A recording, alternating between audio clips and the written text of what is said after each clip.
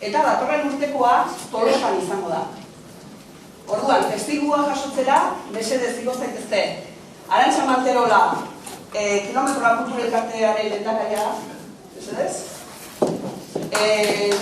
Tolosako Laskuren ikastolako lehendakari, Josean Boiz, eta zuzendaria,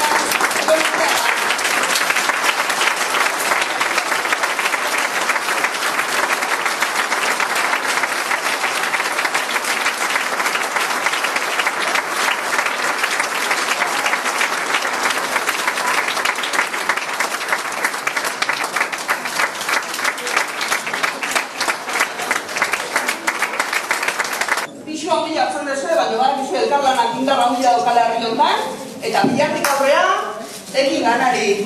Zerbait esan nahi bazte? Mikrofono tarieto. Bueno, nik uste hori, ez daula zergarrik esan berrik hemen, ez, urteroko kontua da.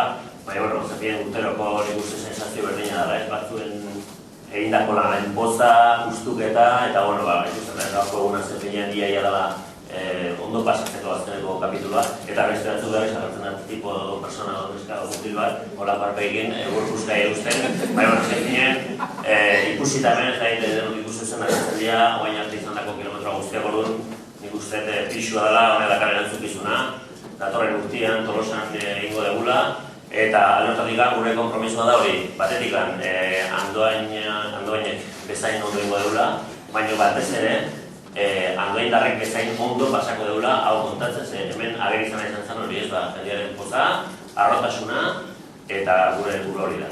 Arro, hartzea lekuko hau, eta Tolosa kasotan, Tolosa herriari eta eskualdeari, ikastola mugimendua eta euskararen batez ere erabilera eta kalera aterazio hori ingo deula, eta asmatuko dugu.